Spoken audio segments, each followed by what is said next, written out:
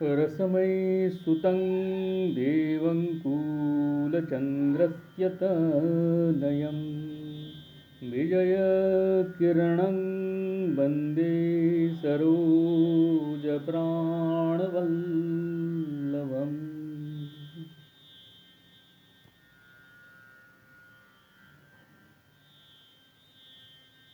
দরবেশ দরবার গ্রন্থ থেকে পাঠ, পূর্ব পাঠের পরবর্তী অংশ। শ্রী শ্রী দরবেশজি প্রসঙ্গ বইয়ে সদানন্দ মিত্র ইন্দ্রিয় দমন সম্বন্ধে দরবেশজির সঙ্গে নিম্নলিখিত প্রশ্নোত্তরের কথা লিখেছেন। জনৈক গুরুভ্রাতা জিজ্ঞাসা করিলেন, গীতায় আছে ইন্দ্রিয়গুলি দমন করতে না পারলে শ্রী ভগবানের কৃপা পাওয়া যাবে না। সমস্ত ইন্দ্রিয়গুলি বোধ হয় এ জন্মে দমন করা যাবে না। দরবেশজি, দমন করা মানে কি? গীতাই আছে কূর্মের ন্যায় সংকোচ করা। কাম, ক্রোধ প্রভৃতি কি একবারেই চলে যাবে? তা নয়, এ থাকবে। তবে নিজের ইচ্ছা মতো কূর্ম যেমন তার হাত পাগুলিকে সংকুচিত প্রসারিত করতে পারে, তেমনি ইন্দ্রিয়গুলিকে নিজের আয়ত্তাধীনে রেখে ইচ্ছা মতো তাকে ব্যবহার করিতে হবে। নিজের সাধন জীবনের এই মহৎ উপলব্ধি দরবেশজি মন্দির কাব্যে বড় মধুর করে বলেছেন। সখা অপরূপ তব রাগিনী, গুঞ্জনে তব মম চিত্ত কাননে, মুগ্ধা যতেক নাগিনী। কাম নিবাইয়া কামনার লেখা, প্রেম জ্যোতি রূপে দিয়াছ হে দেখা। বাসনা অগ্নি সাগ্নিক সাজে, আহুতি দিয়াছে ধমনী। হৃদয়ের যত ক্রোধ দীপরাগ, ফুটিয়া উঠেছে হয়ে অনুরাগ। মাখিয়া তোমার পরশ পরাগ, সোহাগ সমীরে দোলনী। ছিল যত বৃথা ব্যাকুল দ্বন্দ্ব, সকলের মুখ হয়েছে বন্ধ। পাইয়া তোমার প্রেমেরও গন্ধ, নন্দন হল মেদিনী। এত আলোচনা ও বিচার সত্ত্বেও একটা বড় কথা থেকেই যায়।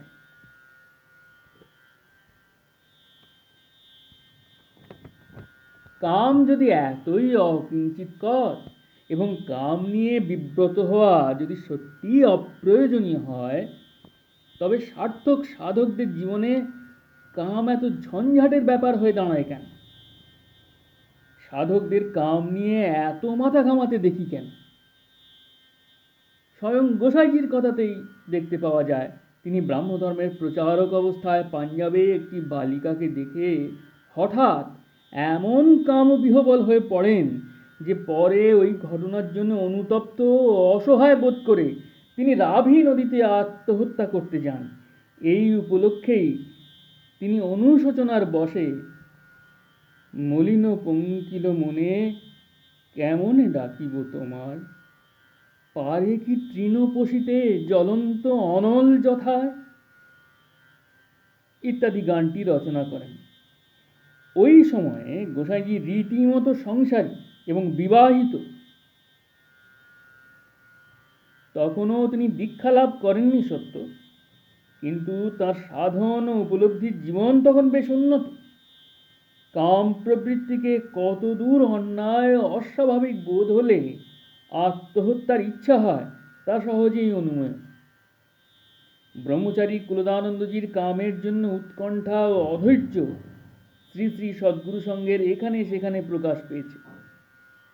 কিন্তু ব্রহ্মচারীজি এবং তার মতো অন্য সব ব্রহ্মচারী বা সন্ন্যাসী যাঁদের স্ত্রী সঙ্গ সর্বতোভাবে ত্যাগ ও বীর্যরক্ষা ব্রত হিসেবে গ্রহণ করতে হয়, তাঁদের পক্ষে কাম নিয়ে বাড়াবাড়ি সঙ্গত ও শোভন বলে মেনে নিতে বাধে না।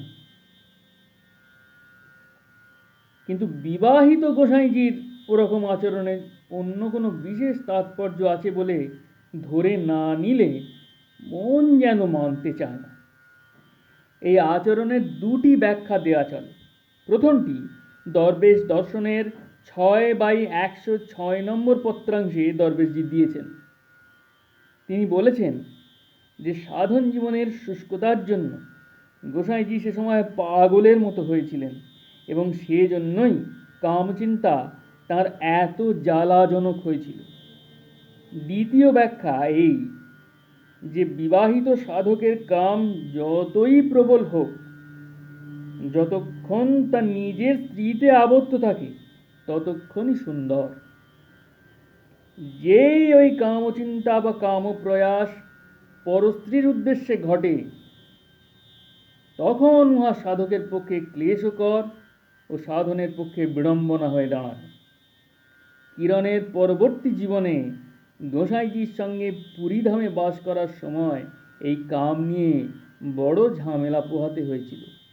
এ বিষয়ের আলোচনা যথাসময় উঠবে, কিন্তু এ কথা বোধহয় এখনই বলা যায় যে সাধকের জীবনে সরসতা যতক্ষণ থাকে ততক্ষণ এই কামের সাময়িক উপদ্রব তাঁর পক্ষে তত বিরক্তিকর ও বিভ্রান্তিকর হয় না।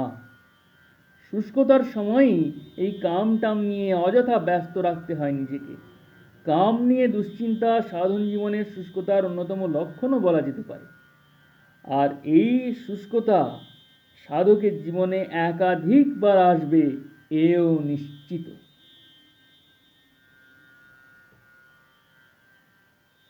দরবেশজি যেমন বলেছেন যে কাম প্রেম ও জ্যোতি হয়ে দেখা দেয়, শ্রী শ্রী চৈতন্য চরিতামৃতকার ও তার সেই বহু উচ্চারিত পয়ারটিতে সেই বক্তব্যই প্রকাশ করেছেন একটু অন্যভাবে। আত্মেন্দ্রিয় প্রীতি ইচ্ছা তারে বলি কাম, কৃষ্ণেন্দ্রিয় প্রীতি ইচ্ছা ধরে প্রেম নাম। কাম ও প্রেমের মধ্যে বস্তুগত বা গুণগত কোনো প্রভেদ নেই। ওই বৃত্তির উদ্দেশ্য বা উপলক্ষ কি, এর উপরেই ওকে কাম বলা হবে অথবা প্রেম বলা হবে তা নির্ভর করে।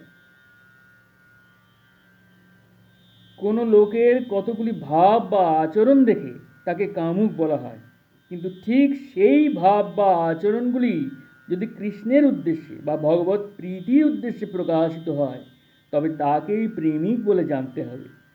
শুধু ভগবান বা কৃষ্ণই বা কেন, মানুষ, গুরু, এমনকি সাধারণ কোনো মানুষের বা নারীর প্রতি আপাত দৃষ্টিতে কামভাবের অভিব্যক্তি ও প্রেমের পর্যায়ে উঠতে পারে।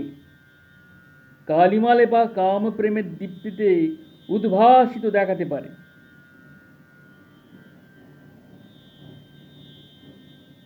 চণ্ডীদাস রামীর সম্পর্ক কিংবা বিল্বমঙ্গল ঠাকুরের আচরণ নিয়ে সেই জন্যই কামের অপবাদ ওঠে না, প্রেম বলে মেনে নিতে বাধে না। রায় রামানন্দ মহাপ্রভুর লীলায় যে 3.5 জন বিশেষ কৃপা লাভ করেছিলেন তাঁদের অন্যতম। নীলাচলে প্রদ্যুম্ন মিশ্র মহাপ্রভুর নিকট কৃষ্ণকথা শুনবার আকাঙ্ক্ষা ব্যক্ত করলেন। প্রভু বললেন, কৃষ্ণ কথা শুনতে হলে ওই কথা বলার উপযুক্ত যিনি, সেই রামানন্দের কাছে মিশ্রকে যেতে হবে। মিশ্র আজ্ঞা পেয়ে সেখানে গেলেন এবং গিয়ে কি জানলেন না, রায় রামানন্দ নিভৃতে 2 জন কিশোরী পরমা সুন্দরী দেবদাসী নিয়ে নৃত্য গীত শেখাচ্ছেন। শুধু সেই একদিনই নয়, রায় প্রতিদিনই দেবদাসীদের নিয়ে অভিনয় শিক্ষা কার্যে একরকম ব্যস্ত থাকেন। রায়ের সঙ্গে মিশ্রের পরে দেখা হলো বটে, কিন্তু কৃষ্ণ কথা শোনা আর হলো না। কদিন পর মহাপ্রভুর সঙ্গে সাক্ষাৎ হতে মিশ্র তাঁর সেদিনকার অভিজ্ঞতার কথা বললেন। তার উত্তরে প্রভু যা শোনালেন তা চরিতামৃতকারের ভাষাতেই লেখা যাক। আমি তো সন্ন্যাসী আপনা বিরক্ত করি মানি, দর্শন রহে দূরে প্রকৃতির নাম যদি শুনি। তবহি বিকার পায় আমার তনু মন, প্রকৃতি দর্শনে স্থির হয় কোন জন। রামানন্দ রায়ের কথা শুনো সর্বজন, কহিবার কথা নহে আশ্চর্য কথন। এক দেবদাসী আর সুন্দরী তরুণী, তার সব অঙ্গ সেবা করেন আপনি। স্নানাদি করায় পরায় বাস বিভূষণ, গুহ্য অঙ্গের হয় তাহা দর্শন স্পর্শন। তবু নির্বিকার রায় রামানন্দের মন, নানা ভাবোদ্গম তারে করায় শিক্ষণ। সাধারণ দৃষ্টিতে যেসব আচরণকে কাম বা মৈথুন চেষ্টা বলা চলে, মহাপ্রভুর বাক্য অনুসারে তাকে প্রেমের অভিব্যক্তি বলে জানতে হয়, মানতে হয়। রায়ের ওইসব অনুষ্ঠানের উদ্দেশ্য হল জগন্নাথ দেবের সম্মুখে যে দেবদাসীরা নৃত্য করে তাঁকে আনন্দ দেবে, তাদের নৃত্য গীত ও অভিনয়কে আরও নিপুণ, আরও সৌষ্ঠবমণ্ডিত করে তোলা। অথচ মহাপ্রভু স্বয়ং জানাচ্ছেন যে প্রকৃতি দর্শনেই তাঁর তনুমনে বিকার আসে। রামানন্দের মতো আচরণ করার প্রশ্ন তো তাঁর পক্ষে ওঠেই না।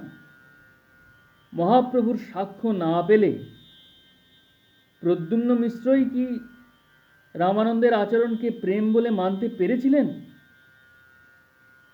কাম আর প্রেমের বাইরের চেহারার মিল এত বেশি যে বহিরঙ্গভাবে বিচার করলে অতি সূক্ষ্ম যে প্রভেদ আছে তা প্রায়ই ধরা পড়ে না। কিন্তু একটি বিচার রয়েছে যা দিয়ে কাম ও প্রেমকে আলাদা করে চিনিয়ে নেওয়া যায়। সে বিচারের নিরিখ হল একনিষ্ঠতা। প্রেমের ধর্মই হল নিষ্ঠা ও একনিষ্ঠা।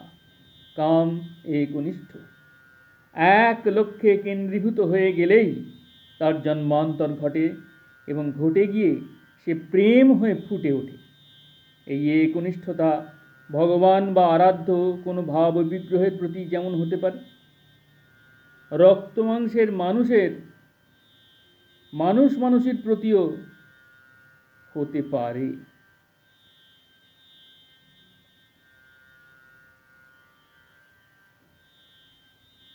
আবার এই একনিষ্ঠা যদি আয়াস করে আয়ত্ত করতে হয়, তবে কোনো ভাব বিগ্রহের চাইতে কোনো মানুষ বিগ্রহকে অবলম্বন করলে শতই সুবিধা হয় বেশি।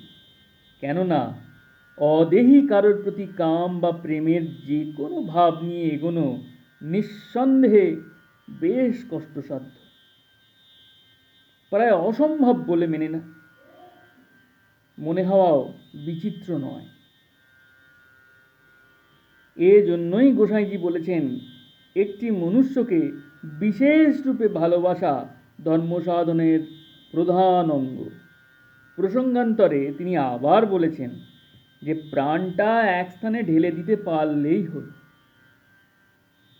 কলকাতার তালতলায় একটি সাহেবের মেয়ের প্রেমে পড়ে একটি ছাত্রের কি করে সেই প্রেমিকার মূর্তিতেই ভগবত দর্শন ঘটেছিল সে কাহিনী বর্ণনা করে গোসাইজি বলেছিলেন, স্ত্রীলোকই হোক আর যাতেই হোক, সমস্ত প্রাণ একটা স্থানে ঢেলে দিয়ে একান্তভাবে এক চিত্তে বসতে পারলেই তো হয়। ভালোবাসা যখন একমুখী হয় তা কামাশ্রিত হলেও প্রেমের মর্যাদায় দীপ্যমান হয়ে ওঠে। এই অবিচল কামের অর্থাৎ যে কাম প্রেম হয়ে যায়, তাতে আর একটা বড় লক্ষণ থাকে, তা হলো স্বার্থপরতার অভাব। প্রেমে স্বার্থবোধ থাকে কিন্তু স্বার্থপরতা থাকে না। গোসাইজির আরেকটি তাৎপর্যময় উক্তি, কুকুরকেও যদি প্রাণ দিয়ে নিঃস্বার্থ ভালোবাসা যায় তাতে ভগবত তত্ত্ব লাভ হয়। তিনি আরও বলেছেন, কাহাকেও ভালোবাসিতে হইবে, অকৃত্রিম নিঃস্বার্থ ভালোবাসা হইবে।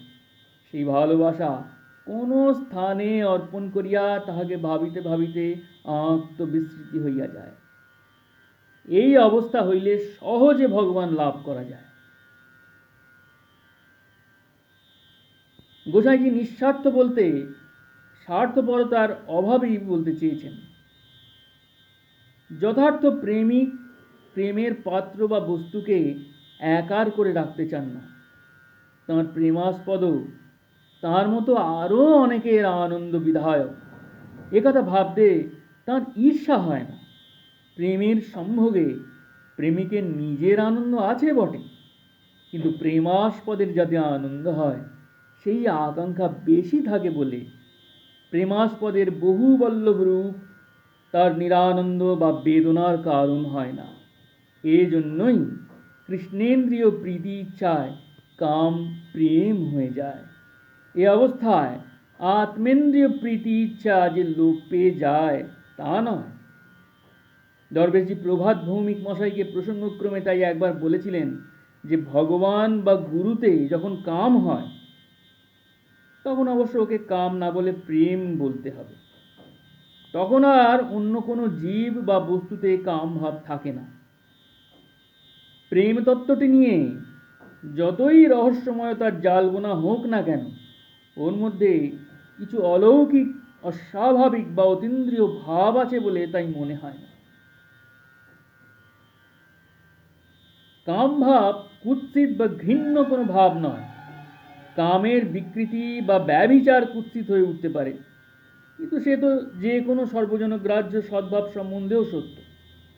অথচ কাম মাত্রই যে হেয় পরিত্যাজ্য, বিনা যুক্তিতে ও সিদ্ধান্ত করে নিয়ে কত মিথ বা অনৃত্য ভাষণ ধর্মসাহিত্যে ও ধর্মোপদেশে ছড়িয়ে দেওয়া হয়েছে। শ্রী বৃন্দাবনের রাসলীলাকে রূপক আখ্যা দিয়ে তার সত্যতাকে অস্বীকার করা হয়েছে।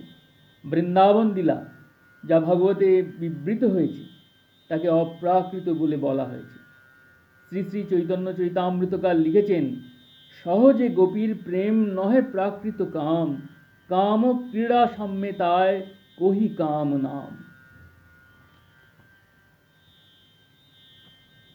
এখানে প্রাকৃত শব্দের অর্থ যদি সাধারণ ধরে নেওয়া যায় তবে কোনো গোল থাকে না। কেননা যে কাম একনিষ্ঠ ও স্বার্থপরতা শূন্য তা তো সাধারণ কাম নয়। কিন্তু এই প্রাকৃত শব্দের মানে অলৌকিক কিংবা অমানবিক বলে বর্ণনা করায় যত ভুল বোঝাবুঝির সৃষ্টি।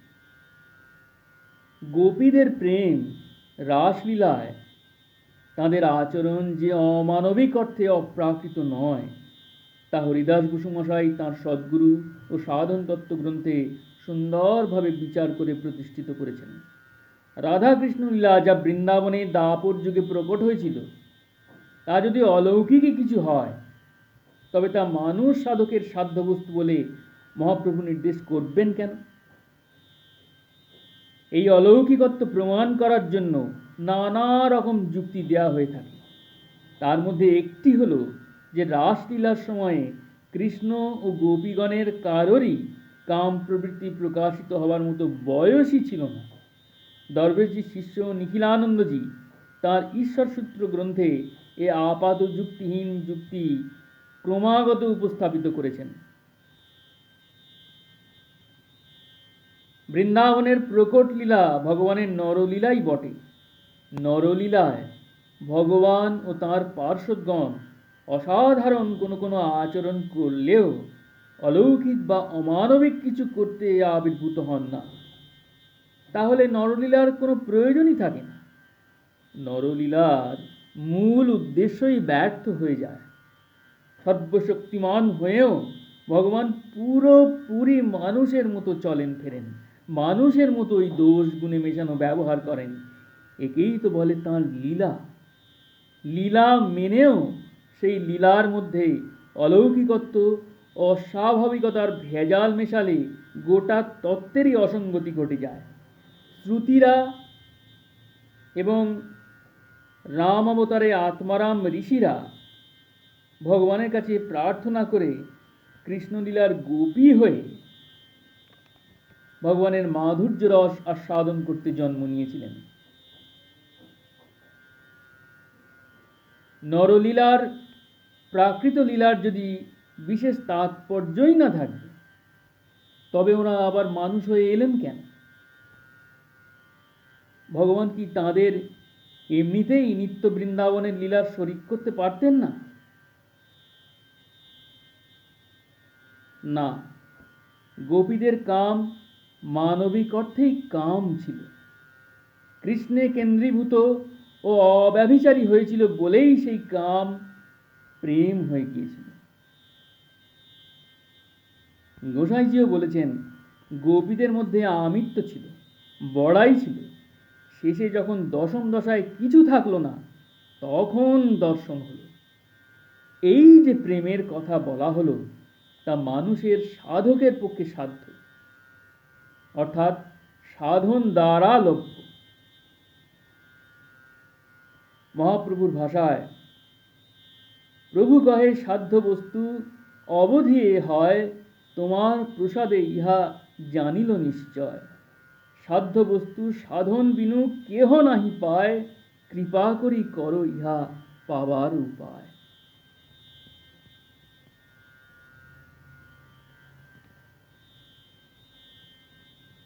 প্রসঙ্গত উল্লেখ করা দরকার যে চৈতামৃতকার এই সাধ্য সাধনের উপায় হিসেবে সখীর আনুগত্যের কথা বলেছেন। এই সখী বলতে কি বোঝায় তা নিয়ে অনেক বাদানুবাদ বৈষ্ণব সাহিত্যে রয়েছে। সোজাসুজি বিচার করলে বলতে হয়, যিনি কৃষ্ণলীলা সম্ভোগের অধিকারী হয়েছেন তিনিই সখী। সাধকের কাছে তাঁর গুরুই সখী। গুরুর আনুগত্য হলেই লীলা সম্ভোগের সাধন করা হয়। প্রসঙ্গান্তরে চরিতামৃতকারী আবার গুরুকৃষ্ণ তত্ত্বটির কথাও বলেছেন। গুরু একদিকে যেমন কৃষ্ণলীলার সখী, তেমনি তিনিই আবার সাধকের নিজের লীলা সম্ভোগের কালে কৃষ্ণ হয়ে যান।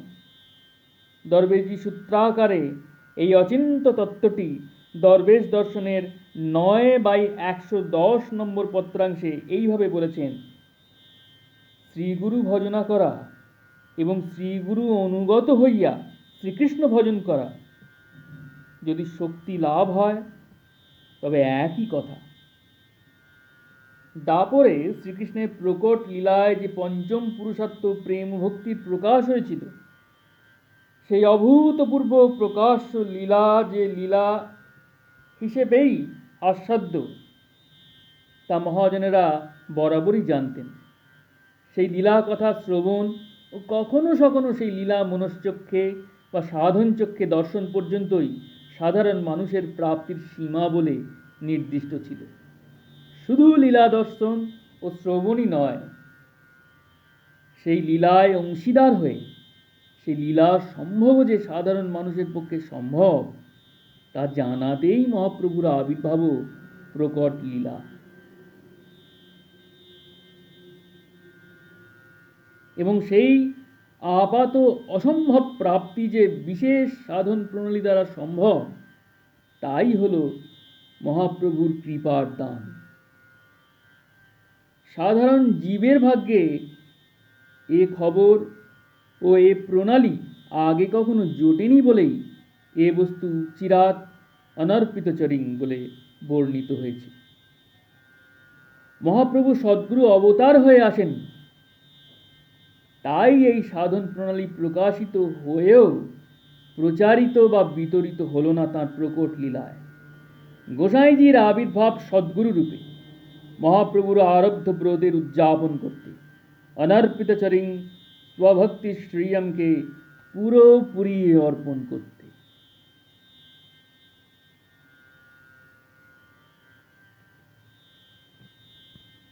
জয় গুরু, জয় গোসাই, জয় জয়, প্রণাম।